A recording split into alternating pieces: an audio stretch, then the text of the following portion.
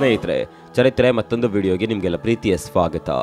ನಮ್ಮಲ್ಲಿ ಎಷ್ಟೋ ಮಂದಿ ಹುಡುಗರು ತಾನು ಪ್ರೀತಿ ಮಾಡುವ ಹುಡುಗಿಗೆ ಉದ್ದನೆಯ ಕೂದಲು ಇರಬೇಕು ಅಂತ ಬಯಸ್ತಾರೆ. ಅದೇ ರೀತಿ ಹುಡುಗಿಯರು ಸಹ ನನ್ನ ಹುಡುಗನ ಹೇರ್ ಸ್ಟೈಲ್ ಚಂದ ಇರಬೇಕು ಅಂತ ಅಂದುಕೊಳ್ಳುತ್ತಾರೆ. ಅದಕ್ಕಾಗಿ ಮಾರುಕಟ್ಟೆಯಲ್ಲಿ ಸಿಗುವ ಎಲ್ಲಾ ಪ್ರಾಡಕ್ಟ್ಗಳ ಮೊರೆ ಹೋಗ್ತಾರೆ. ನಂತರ ಕೂದಲು ಉದುರುವಿಕೆ ಸಮಸ್ಯೆಯಿಂದ ಬಳಲ್ತಾರೆ. ಇದು ಅಂತವರಲ್ಲಿ ಮಾತ್ರ ಅಲ್ಲ, ಕೂದಲು ಉದುರುವಿಕೆ ಇಂದು ಸಾಮಾನ್ಯವಾಗಿ ಎಲ್ಲರಲ್ಲೂ ಕಂಡುಬರುವ ಸಮಸ್ಯೆಯಾಗಿದೆ.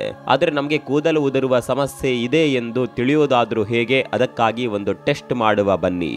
ನೀವು ನಿಮ್ಮ ತಲೆಯೊಳಗೆ ಕೈ ಆಡಿಸುತ್ತಾ ನಿಮ್ಮ ಕೈಯನ್ನ ಆಚೆ ತೆಗೆದು ನೋಡಿ.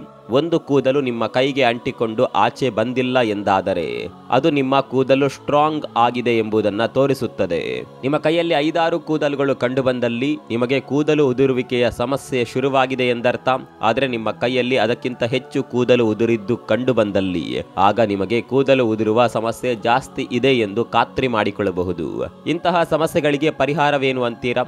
ವೈದ್ಯರುಗಳ ಅಭಿಪ್ರಾಯದ ಪ್ರಕಾರ ಬಹಳ ಸುಲಭವಾದ ವಿಧಾನಗಳನ್ನ ಬಳಸಿದರೆ ಸಾಕು ಇಂತಹ ಕೂದಲು ಉದುರುವಿಕೆಯ ಸಮಸ್ಯೆಯಿಂದ ದೂರವಾಗಬಹುದಂತೆ. ಆದರೆ ಇದರ ಬಗ್ಗೆ ಯಾರು ಹೇಳೋದಿಲ್ಲ. ಯಾಕಂದ್ರೆ ಇಂತಹ ಸಾಮಾನ್ಯ ಪರಿಹಾರಗಳ ಬಗ್ಗೆ ಎಲ್ಲರಿಗೂ ತಿಳಿದು ಹೋದ್ರೆ ಅನೇಕ ಶ್ಯಾಂಪು ಕಂಪನಿಗಳ ತಯಾರಿಕರು, ಆಯಿಲ್ ತಯಾರಿಕಾ ಕಂಪನಿಗಳು ಉಳಿಯೋದು ಬೇಡವಾ? ಅಂದಹಾಗೆ ಅಂತಹ ಎಲ್ಲಾ ಕಂಪನಿಗಳ ಹಿಂದೆ ಅನೇಕ ಹೇಳಲಾಗದ ಸತ್ಯಗಳಿವೆ. ನಾವದನ್ನ ಬಿಟ್ಟು ನಮ್ಮ ಕೂದಲ ಸಮಸ್ಯೆ ಬಗ್ಗೆ ವಿಚಾರ ಮಾಡ್ತೀವಿ.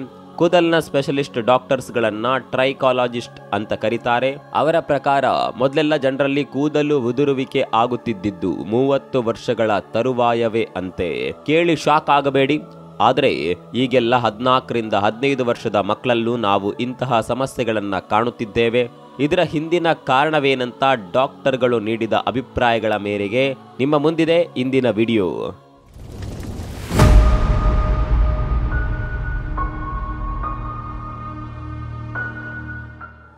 ನಿಮಗೂ ಹೀಗೆ ಹೇರ್ ಫಾಲ್ ಆಗ್ತಾ ಇದ್ದಲ್ಲಿ ನಿಮ್ಮ ವಯಸ್ಸು ಏನೆಂಬುದನ್ನ ಒಮ್ಮೆ ನೋಡಿಕೊಳ್ಳಿ. ಕೂದಲು ಉದುರುವ ಸಮಸ್ಯೆಗೆ ಪರಿಹಾರವನ್ನ ಹೇಳೋದಕ್ಕಿಂತ ಮೊದಲು ಅದಕ್ಕೆ ಕಾರಣವಾದ ಅಂಶಗಳೇನು ಎಂಬುದನ್ನ ತಿಳಿಯುವ ಬನ್ನಿ. ಸೈನ್ಸ್ ಬಿಹೈಂಡ್ ಹೇರ್ ಫಾಲ್, ಕೂದಲು ಉದುರುವಿಕೆಯ ಹಿಂದಿನ ವೈಜ್ಞಾನಿಕ ಅಂಶಗಳು. ಇದಕ್ಕೆ ಪ್ರಮುಖವಾಗಿ 4 ಕಾರಣಗಳಿವೆ. 1, ಜೆನೆಟಿಕ್ಸ್. ನಿಮ್ಗೆ ಅನ್ಸುತ್ತೆ ಅಲ್ವಾ ನಿಮ್ಮ ಪೋಷಕರಿಗೆ ಇರುವಂತೆ ಕೂದಲು ನಿಮ್ಗೆ ಇದೆ ಅಂತ? ಇದರ ಕುರಿತಾಗಿ ಡೆನ್ಮಾರ್ಕ್ ನಲ್ಲಿ ರಿಸರ್ಚ್ ಮಾಡಲಾಗಿದ್ದು ನಮಗೆ 20% ಮಾತ್ರವೇ ನಮ್ಮ ಪೇರೆಂಟ್ಸ್ನಂತೆ ಕೂದಲು ಬಂದಿರುತ್ತೆ. ಇನ್ನು 80% ನಮ್ಮ ಜೀವನ ಶೈಲಿಯ ಮೇಲೆ ನಿಗದಿಯಾಗಿರುತ್ತದೆ. Number 2, life style. ಅಂದ್ರೆ ಎಂತ ಆಹಾರ ನೀವು ತೆಗೆದುಕೊಳ್ತಾ ಇದ್ದೀರಾ, ಹೇಗೆಲ್ಲ ಜೀವಿಸುತ್ತಿದ್ದೀರಾ ಅನ್ನೋದು ನಿಮ್ಮ ಕೂದಲ ಬೆಳವಣಿಗೆ ಮೇಲೆ ಪರಿಣಾಮ ಬೀರುತ್ತದೆ. Number 3, hormones. ನೀವು ಗಮನಿಸಿ ನೋಡಿ, ನೀವು ಕೊಂಚ ಸ್ಟ್ರೆಸ್ಗೆ ಒಳಗಾದರೂ ನಿಮ್ಮ ಹಾರ್ಮೋನ್ಸ್ಗಳ ವ್ಯತ್ಯಾಸಗಳಿಂದ ನಿಮ್ಮ ಕೂದಲು ಉದುರಲು ಶುರುವಾಗುತ್ತದೆ. ಉದಾಹರಣೆಗೆ ಯಾವುದಾದ್ರೂ ಪರೀಕ್ಷೆ ಇದ್ದಾಗ ಅಥವಾ ಕೆಲಸದ ಒತ್ತಡದ ಸಮಯದಲ್ಲಿ ದೇಹದಲ್ಲಿ ಆಗುವ ಹಾರ್ಮೋನುಗಳ ಬದಲಾವಣೆಗಳಿಂದಾಗಿ ಕೂದಲು ಉದುರಬಹುದು. Number 4, dandruff. ಈ ಡ್ಯಾಂಡ್ರಫ್ ಅಥವಾ ತಲೆಹೊಟ್ಟು 50% ಕೂದಲು ಉದುರುವಿಕೆಗೆ ಕಾರಣವಾಗಿದೆ. ಈ ಡ್ಯಾಂಡ್ರಫ್ ಇರುವ ಪ್ರಪಂಚದ ಹೆಚ್ಚಿನ ಜನರು ಕೂದಲು ಉದುರುವಿಕೆಯ ಸಮಸ್ಯೆಯನ್ನ ಹೊಂದಿರುತ್ತಾರೆ ಎಂದು ಸಂಶೋಧನೆಯಲ್ಲಿ ಕಂಡುಬಂದಿದೆ. ಈ ಕಾರಣಗಳ ಅನುಸಾರ ಅದಕ್ಕೆ ತಕ್ಕ ಪರಿಹಾರವು ಇರಬೇಕಲ್ವಾ? ಅದು ಏನೆಂದು ಮುಂದೆ ನೋಡುತ್ತಾ ಹೋಗೋಣ. ನಂಬರ್ 1, ರಕ್ತ ಶುದ್ಧೀಕರಣ.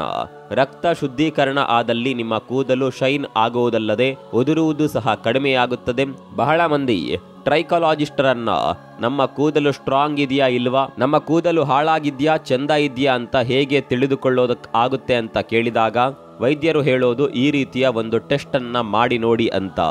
ನಿಮ್ಮ ಒಂದು ಕೂದಲನ್ನ ತೆಗೆದು ನೀರಿರುವ ಒಂದು ಗ್ಲಾಸ್ನಲ್ಲಿ ಹಾಕಿ ನೋಡಿ. ಅದೇನಾದ್ರೂ ನೀರಲ್ಲಿ ಪೂರಾ ಮುಳುಗಿ ಹೋದಲ್ಲಿ ನಿಮ್ಮ ಕೂದಲು ಖರಾಬ್ ಆಗಿದೆ ಅಂತಾಲೆ ಅರ್ಥ. ಒಂದು ವೇಳೆ ನಿಮ್ಮ ಕೂದಲು ಸ್ಟ್ರಾಂಗ್ ಇದ್ದಲ್ಲಿ ಅದು ನೀರಿನ ಮೇಲೆ ತೇಲುತ್ತಾ ಇರುತ್ತೆ. ಬೇಕಿದ್ದಲ್ಲಿ ನೀವು ಒಮ್ಮೆ ಟ್ರೈ ಮಾಡಿ ನೋಡಬಹುದು. ನೀರಿನಲ್ಲಿ ಕೂದಲು ತೇಲುತ್ತಾ ಇದ್ದಲ್ಲಿ ನಿಮ್ಮ ಹೇರ್ ಸ್ಟ್ರಾಂಗ್ ಇದೆ ಎಂದರ್ಥ. ಆಗ ನಿಮಗೆ ಬ್ಲಡ್ ಕ್ಲೀನಿಂಗ್ನ ಅಗತ್ಯವಿರೋದಿಲ್ಲ. ಅಂದಹಾಗೆ ಬ್ಲಡ್ ಕ್ಲೀನಿಂಗ್ ಮಾಡುವ ವಿಧಾನ ತಿಳಿಬೇಕಲ್ವಾ? ಅದೇನಿಲ್ಲ, ಪ್ರತಿನಿತ್ಯ ನೀವು 12 ಗಂಟೆಗಳ ಕಾಲ ಉಪವಾಸ ಇದ್ದರೆ ಮುಗಿಯಿತು. ಪ್ರತಿದಿನವೂ 12 ಗಂಟೆ ಹೇಗೆ ಉಪವಾಸ ಇರುವುದು ಅಂತೀರಾ? ರಾತ್ರಿ ಊಟ ಬೇಗ ಮಾಡಿದರೆ ಬೆಳಗ್ಗೆ ಏಳೋದ್ರಲ್ಲಿ 12 ಗಂಟೆ ಆಗಿರುತ್ತದೆ. ಆದರೆ ನಿಮ್ಗೆ ಬೇಕಾದ ಸಮಯವನ್ನ ನಿಮ್ಮ ಅನುಕೂಲಕ್ಕೆ ನೀವು ಸೆಟ್ ಮಾಡಿಕೊಳ್ಳಿ. 12 ಗಂಟೆ ಉಪವಾಸದಿಂದ ನಿಮ್ಮ ದೇಹದಲ್ಲಿರುವ ಟಾಕ್ಸಿಕ್ ಅಂಶಗಳು ಆಚೆ ಬರುತ್ತವೆ. ಆಗ ನಿಮ್ಮ ರಕ್ತವು ಸ್ವಯಂಚಾಲಿತವಾಗಿ ಶುದ್ಧವಾಗುತ್ತದೆ. ರಕ್ತ ಕ್ಲೀನ್ ಆದಂತೆ ಕೂದಲು ಬೆಳವಣಿಗೆ ಕೂಡ ಆಗುತ್ತೆ. 7 ದಿನಗಳು ಇದನ್ನ ಟ್ರೈ ಮಾಡಿ ನೋಡಿ, ಅದರ ಫಲಿತಾಂಶ ನಿಮಗೆ ಗೊತ್ತಾಗುತ್ತೆ. ನಂಬರ್ 2, ನೆತ್ತಿಯ ಪರಿಕಲ್ಪನೆ. ರೈತರಾಗಿದ್ದಲ್ಲಿ ನಿಮಗೆ ಬೆಳೆಗಳನ್ನು ಬೆಳೆಯೋದರ ಬಗ್ಗೆ ಚೆನ್ನಾಗಿ ಗೊತ್ತಿರುತ್ತೆ. ನೀವು ಉಳುಮೆ ಮಾಡುವ ಮಣ್ಣು ಚೆನ್ನಾಗಿಲ್ಲದೆ ಹೋದಲ್ಲಿ ಬೆಳೆ ಹೇಗ್ ತಾನೇ ಚೆನ್ನಾಗಿ ಬರುತ್ತೆ. ಹಾಗೆ ನಿಮ್ಮ ಸ್ಕ್ಯಾಲ್ಪ್ ಅಂದ್ರೆ ಕೂದಲಿನ ಕೆಳಗಿನ ಪದರ ರೀತಿಯಲ್ಲಿರುವ ಭಾಗ, ನಿಮ್ಮ ಸ್ಕ್ಯಾಲ್ಪ್ನ ಗುಣಮಟ್ಟ ಕಡಿಮೆ ಇದ್ದಲ್ಲಿ ನಿಮ್ಮ ಕೂದಲು ಅಷ್ಟಾಗಿ ಬೆಳೆಯಲು ಅನುವು ಮಾಡಿಕೊಡದು. ಹಾಗಾಗಿ ಯಾವುದಾದ್ರೂ ನೀವು ಕೂದಲು ಉದುರುವಿಕೆಯ ಸಮಸ್ಯೆಯಿಂದ ಪೇಚಾಡುತ್ತಿರುತ್ತೀರಿ. ಆದರೆ ಹೇಗೆ ನೀವು ನಿಮ್ಮ ಸ್ಕ್ಯಾಲ್ಪ್ ಅನ್ನ ದೃಢವಾಗಿ ಶುಚಿಯಾಗಿ ಇಟ್ಟುಕೊಳ್ಳುವುದು ಅಂತೀರಾ? ಬೆಳಗಿನ ಸೂರ್ಯರಶ್ಮಿ ದೇಹಕ್ಕೂ ಒಳ್ಳೆಯದು, ಹಾಗೆ ನಿಮ್ಮ ಸ್ಕ್ಯಾಲ್ಪ್ಗೂ ಕೂಡ. ಯಾಕಂದ್ರೆ ಸೂರ್ಯರಶ್ಮಿ ನಿಮ್ಮ ತಲೆಯಲ್ಲಿನ ಬ್ಯಾಕ್ಟೀರಿಯಾಗಳು, ಧೂಳಿನ ಕಣಗಳನ್ನು ಹೋಗಲಾಡಿಸುತ್ತದೆ. ಯಾವಾಗ ನಮ್ಮ ಸ್ಕ್ಯಾಲ್ಪ್ ಚೆನ್ನಾಗಿರುತ್ತೆ ಆಗ ನಿಮ್ಮಲ್ಲಿ ಕೂದಲು ಉದುರುವಿಕೆಯ ಸಮಸ್ಯೆ ಕಂಡುಬರುವುದಿಲ್ಲ. Number 3, hair care routine. ಎಲ್ಲರಿಗೂ ಅವರ ಕೂದಲಿನ ಬಗ್ಗೆ ಕಾಳಜಿ ಇದ್ದೇ ಇರುತ್ತೆ. ಅದರಲ್ಲೂ ಹೆಚ್ಚಾಗಿ ಹುಡುಗಿಯರಂತೂ ಯಾವ ಶ್ಯಾಂಪು, ಯಾವ ಕಂಡೀಷನರ್ ಬಳಸೋದು, ಯಾವ ದುಬಾರಿ ಉತ್ಪನ್ನಗಳನ್ನು ಬಳಸಿದ್ರೆ ಕೂದಲು ಉದುರುವುದು ಕಡಿಮೆ ಆಗುತ್ತೆ, ಯಾವುದು ಶೈನಿಂಗ್ ಕೊಡುತ್ತೆ ಅಂತೆಲ್ಲ ತಲೆ ಕೆಡಿಸಿಕೊಂಡು ಮಾರುಕಟ್ಟೆಯಲ್ಲಿ ಸಿಗುವ ಎಲ್ಲ ಉತ್ಪನ್ನಗಳನ್ನು ಟ್ರೈ ಮಾಡ್ತಾರೆ. ಮೊದಲು ಅದನ್ನು ನಿಲ್ಲಿಸಿ.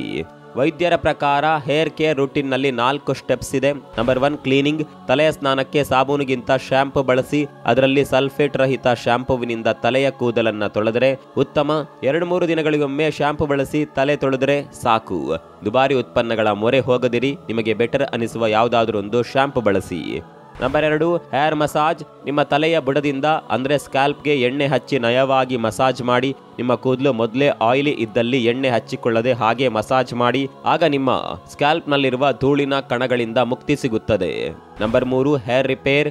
ನೀವು ಶ್ಯಾಂಪು ಬಳಸಿದಾಗ ನಿಮ್ಮ ಕೂದಲು ಶುಚಿಯಾಗುತ್ತೆ, ಆದರೆ ನಿಮ್ಮ ಕೂದಲಿಗೆ ಬೇಕಾದಂತಹ ಸ್ಕ್ಯಾಲ್ಪ್ನಲ್ಲಿರುವ ಅಂಶಗಳನ್ನು ಅದು ಕಡಿಮೆಗೊಳಿಸುತ್ತೆ. ಆಗ ನೀವು ತಪ್ಪದೆ ಕಂಡೀಷನರ್ ಬಳಸಿದಾಗ ನಿಮ್ಮ ಕೂದಲ ಪೋಷಣೆಗೆ ಬೇಕಾದ ಅಂಶಗಳನ್ನು ಕಂಡೀಷನರ್ ಅಲ್ಲಿಯೇ ಮರುಕಳಿಸುವಂತೆ ಮಾಡುತ್ತದೆ. Number 4, drink more water. ವೈದ್ಯರುಗಳ ಪ್ರಕಾರ ನೀವೆಷ್ಟು ನೀರನ್ನು ಕುಡಿಯುತ್ತೀರೋ ಅಷ್ಟೇ ಸುಲಭವಾಗಿ ನಿಮ್ಮ ಕೂದಲ ಬೆಳವಣಿಗೆ ಆಗುತ್ತೆ. ನೀವು ದಿನನಿತ್ಯ ಹೆಚ್ಚಾಗಿ ನೀರು ಕುಡಿಯದೆ ಹೋದಲ್ಲಿ ಕೂದಲ ಬೆಳವಣಿಗೆ ಇಳಿಕೆಯಾಗುತ್ತೆ. ಇದರ ಜೊತೆಗೆ ಪ್ರತಿ ಸಲ ಶ್ಯಾಂಪು ಉಪಯೋಗಿಸುವಾಗ ತಣ್ಣೀರಿನಲ್ಲಿ ತಲೆಯ ಕೂದಲನ್ನ ತೊಳೆಯಿರಿ. ಬಿಸಿಯಾದ ನೀರಿನಿಂದ ತೊಳೆದಾಗ ಅದು ಡ್ಯಾಂಡ್ರಫ್ ಅನ್ನ ಉಂಟು ಮಾಡುತ್ತದೆ. ನಂಬರ್ 4, ಜೀವನ ಶೈಲಿ. ಮೊದಲೇ ಹೇಳಿದಂತೆ ನಮ್ಮ ಜೀವನ ಶೈಲಿಯ 80% ನಿಮ್ಮ ಕೂದಲಿನ ಬೆಳವಣಿಗೆಯಲ್ಲಿ ಕೌಂಟ್ ಆಗುತ್ತೆ. ನಿಮ್ಮ ಜೀವನ ಶೈಲಿ ಹೇಗಿದೆಯೋ ಹಾಗೆ ನಿಮ್ಮಲ್ಲಿ ಕೂದಲ ಬೆಳವಣಿಗೆ ಆಗುತ್ತದೆ.